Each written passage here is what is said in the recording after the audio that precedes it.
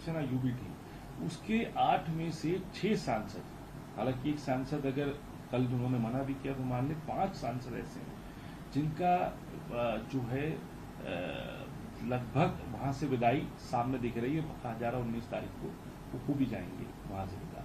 इस पूरे सिनेरियो को कैसे देखें? देखिए, क्रोनोलॉजी समझिए। अप्रैल 17, 2026 को लोकसभा में गृह मंत्री की बड़ी बेइज्जती हुई। एक संविधान संशोधन विधेयक पारित नहीं कर पाए। उन्होंने साहब को वादा किया था कि ये संविधान संशोधन विधेयक पारित ही होगा।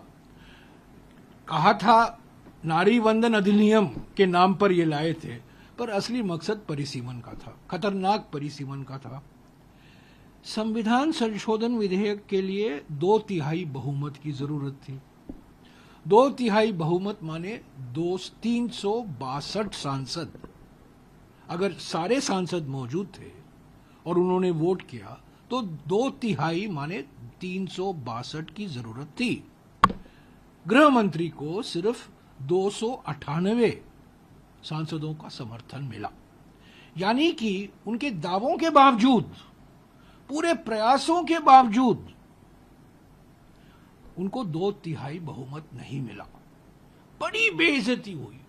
नाराज हो गए गृह मंत्री, नाराज हो गए प्रधानमंत्री। अब लगे हुए हैं तोड़फोड़ की राजनीति में, क्योंकि वो उनका मकसद है 2/3 बहुमत हमें किसी हालत में मिलना है। विपक्ष की एकता और विपक्षी एकजुटता के कारण उनको 2/3 बहुमत नहीं मिला।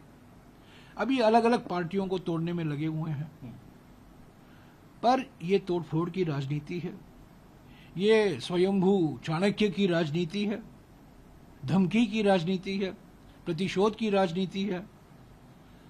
पर मैं विश्वास के साथ कह सकता हूं कि इनको 2/3 बहुमत मिलने की कोई गुंजाइश नहीं है।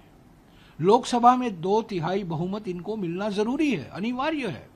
संविधान संशोधन जो विधेयक लाएंगे परिसीमन को लेकर, 2/3 बहुमत तो चाहिए, पर इनको 2/3 बहुमत मिलने वाला नहीं है। 362 इनको मिलना है और उनको मिले थे 298।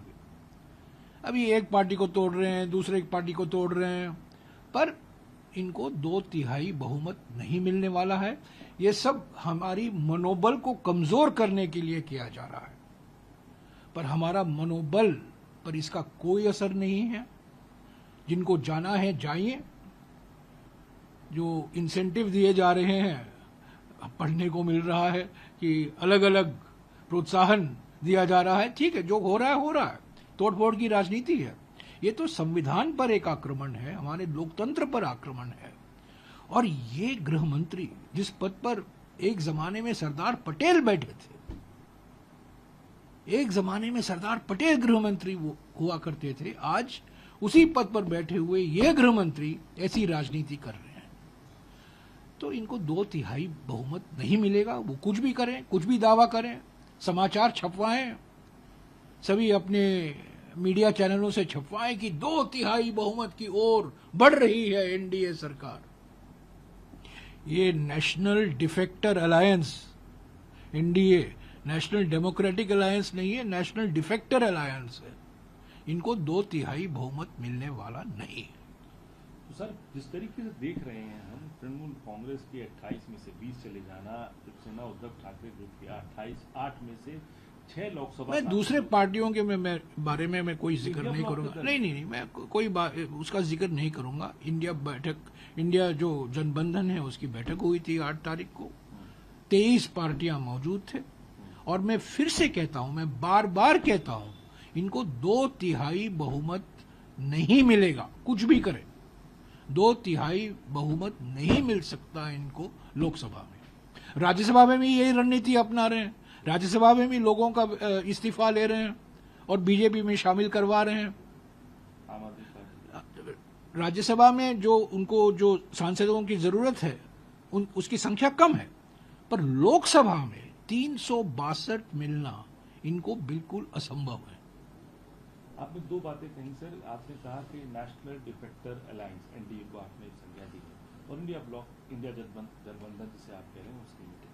तो क्या ये लड़ाई 2/3 बहुमत के साथ साथ एनडीए वर्सेस इंडिया ब्लॉक भी हो रही है, जहां पर इंडिया ब्लॉक की एक एक जो मजबूत दल हैं और जो कांग्रेस के अलावा मैं बात कर रहा हूँ उनको भी जो है वहां से। देखिए, हमारी चुनौती क्या है। मॉनसून का सत्र आने वाला है और गृह मंत्री दावा कर रहे हैं कि अगर उनको 2/3 बहुमत उसके पहले ही हासिल हो जाती है, वो एक विशेष सत्र बुला लेंगे। कुछ पत्रकारों को उन्होंने ये कहा है, पर ये मानकर चल रहा हूं कि वो रोज कुछ ना कुछ संख्या बढ़ाने में लगे हुए हैं। हो सकता है कि उनको विश्वास हो जाए, जैसे कि उनको विश्वास था 16 अप्रैल को, इसीलिए तो विशेष सत्र बुलाया था ना, क्योंकि वो मानते थे कि उनको 2/3 बहुमत मिलने वाला है। वो कभी नहीं सोचते थे कि विपक्ष की एकता और विपक्ष की एकजुटता हो सकती है, पर सारे विपक्ष एक होकर खड़े हो गए और उनको सिर्फ 298 वोट मिले। 298। ये बात सही है कि उसके बाद कई पार्टियों को इन्होंने तोड़कर उन सांसदों को तीसरे पार्टी में शामिल किया। जो पार्टी 3 साल पहले बनी थी, वो अनरिकॉग्नाइज्ड पार्टी है, उन पार्टी में शामिल किया। ये सब खेले जा रहे हैं। ये सब स्वयंभू चाणक्य की खेल है। और जैसा कि मैंने कहा ना, मनोबल कमजोर करने के लिए ये साइकोलॉजिकल गेम्स खेलते हैं। और ये खेल खेला उन्होंने 16 तारीख अप्रैल को, 17 तारीख को, और 17 तारीख को उनको जवाब मिल गया, मुंह तोड़ जवाब मिल गया। उनका चेहरे देखने लायक था। प्रधानमंत्री की चेहरे पर इतनी नाराजगी थी कि ये गृह मंत्री ने क्या किया कि उन्होंने कहा था कि ये पारित हो जाएगा और ये पारित नहीं हुआ। उसके बाद विपक्ष पर बदला लेने की राजनीति, तोड़फोड़ की राजनीति, ये स्वयंभू चाणक्य ने अपनाई है। आपने नंबर गिनाए हैं सर, 298 298 वोट उनको मिले 17 तारीख अप्रैल को। 362 की जरूरत है। 2/3 बहुमत इनको नहीं मिलेगा। वो बढ़ गए 20 सांसद। नहीं, जितना भी बढ़ते जाए, वो इन्फ्लेशन भी बढ़ रहा है, सांसदों की संख्या की दावा कर रहे हैं कि वो भी बढ़ रहा है, जैसे कि इन्फ्लेशन बढ़ रहा है, इनकी एमपीओं की संख्या भी बढ़ रही है। 362 नहीं मिलेगा इनको। बड़ी चुनौती रहेगी मानसून सत्र में आप लोगों के लिए भी ये कि हम मानसून सत्र के लिए तैयार हैं, हम विशेष सत्र के लिए तैयार हैं। 362 इनको मिलना असंभव है।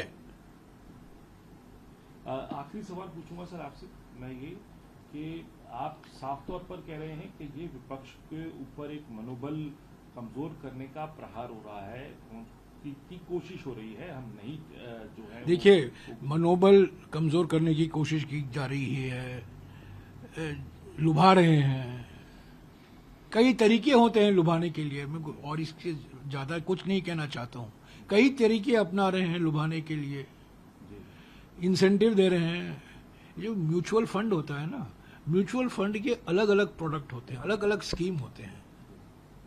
जैसे म्यूचुअल फंड के अलग अलग स्कीम होते हैं ग्राहकों के लिए, निवेशकों के लिए, ऐसे ही सांसदों के लिए अलग अलग स्कीम अपना रहे हैं।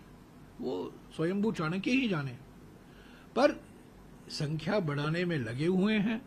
2/3 बहुमत चाहते हैं, बदला लेने की कोशिश कर रहे हैं। क्योंकि मैं फिर से दोहराता हूं, बार बार दोहराता हूं, 12 साल में पहली बार लोकसभा में बेइज्जती हुई प्रधानमंत्री की, गृह मंत्री की, मोदी सरकार की। संविधान संशोधन विधेयक पारित नहीं कर पाए। आप लोग बड़ा दल हैं इंडिया ब्लॉक के, आप कैसे संरक्षण देंगे और कैसे इस चीज को रोकेंगे? आप हम लोग लगे हुए हैं, सारे पार्टियों के साथ हम संपर्क में हैं, रोज हम भी संपर्क में हैं। हम हेडलाइन बनाते नहीं हैं, चुपचाप हम काम करते हैं। 16 और 17 तारीख को भी हमने चुपचाप काम किया और चुपचाप तरीके से हमको 2/3 बहुमत मिलने को हमने जो हमने प्रयास की, उनको 2/3 बहुमत नहीं मिली। तो हमने भी प्रयास की, चुपचाप तरीके से हमने प्रयास की। 6-7 दिन हमने प्रयास की, बैठकें हुई, कांग्रेस अध्यक्ष ने बैठक बुलाई, एलओपी लोकसभा ने बैठक बुलाई, सबसे बातचीत की, सभी दलों के नेताओं से बातचीत की, सांसदों को ब्रीफ किया गया, सांसदों को पूरी जानकारी दी गई कि ये महिला आरक्षण बिल नहीं है, ये परिसीमन बिल है। और परिसीमन ये खतरनाक तरीके से पेश कर रहे हैं संसद में, और झूठ बोल रहे हैं, गलतफहमी फैला रहे हैं। तो हम प्रयास करेंगे, लगे रहे हैं। मनोबल हमारा कमजोर नहीं है, हालांकि लगे हुए हैं स्वयंभू चाणक्य। परिसीमन में सर आपको लगता है क्या सरकार का उद्देश्य परिसीमन के पीछे आप बार बार अरे यार, परिसीमन को लेकर हमने देखा है असम में क्या हुआ, परिसीमन को लेकर जम्मू और कश्मीर में क्या हुआ, परिसीमन को लेकर जिस तरीके से परिसीमन ये करवाते हैं, और करवाया भी है, ये हाइपोथेटिकल नहीं है। असम में जिस तरीके से परिसीमन किया गया है, जम्मू और कश्मीर में जिस तरीके से परिसीमन किया गया है, उसी तरीके से सारे अलग अलग राज्यों में परिसीमन करना चाहते हैं। और एसआईआर भी हमने देखा है, जिस तरीके से एसआईआर किया गया है पश्चिम बंगाल में, उसका नतीजा आप देख रहे हैं। तो ये सब खेल खेले गए थे, 3 विधेयक लाए गए थे, पर संविधान संशोधन विधेयक का गिरना मैं समझता हूं एक बहुत बड़ा क्षण था, ऐतिहासिक क्षण था। 12 साल में पहली बार मोदी सरकार को धक्का झटका मिला लोकसभा में, और वो भी विपक्ष की एकता और एकजुटता के कारण। समाजवादी पार्टी के ऊपर भी कह रहे हैं कल ओपी राजभर का वो कुछ भी कहें, देखिए क्या होता है। असली बात तो यह है, देखिए कहने की तो चीज बहुत आसान है, दावे कर सकते हैं, समाचार प्लांट कर सकते हैं, ये प्रचार कर सकते हैं, ये तो सब मनोबल कमजोर करने के लिए, ये साइकोलॉजिकल गेम, मनोवैज्ञानिक खेल है ये।